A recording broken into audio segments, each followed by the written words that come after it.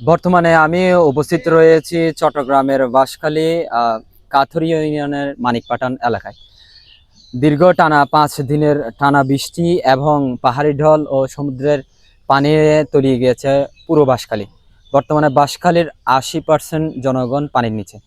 ভেঙে গিয়েছে কাঁচা ঘরবাড়ি এবং অনেক জায়গায় বর্তমানে হাঁটু থেকে কোমর পরিমাণ পানি। আমি বর্তমানে দাঁড়িয়ে আছি, দেখতে পাচ্ছেন আমার পিছনে যে ঘর বাড়িগুলো রয়েছে এগুলোতে কি পরিমাণ পানি আপনারা এই মুহূর্তে আমার পিছনে স্পষ্টভাবে দেখছেন। আমি যদি একটু ক্যামেরা একটু এদিকে দেখাই, আপনারা দেখতেই পারবেন কি পরিমাণ মানুষ এখানে কষ্টে ছিল।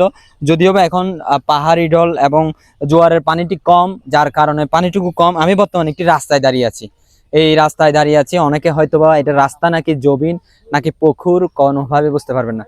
সর্বোপরি আমাদের এই চ্যানেল বাকুলিয়ার মাধ্যমে বাংলাদেশ এবং চট্টগ্রাম সহ আনাচে কানাচে যারা রয়েছেন মানবিক প্রেমী, মানবিক মানুষগণ রয়েছেন, অবশ্যই চট্টগ্রাম বাঁশখালীর উপজেলার দিকে থাকান। বর্তমানে বাঁশখালী ভালো নেই। তবে আসার বিষয় হলো গতকালকে বৃষ্টি না পড়ার কারণে পানি কমতে শুরু করেছে। তবে পানি কমলে বর্তমানে কাঁচা ঘর বাড়ি এবং নিচু এলাকাগুলো পানিতে প্লাবিত হওয়ার কারণে কাদা হয়ে গেছে, যেখানে চলাচল করা খুব বেশি দুর্বিষহ হয়ে গেছে। মানিকপাঠান এলাকা থেকে মোহাম্মদ আরিফুল ইসলাম, চ্যানেল বাকুলিয়া, চট্টগ্রাম।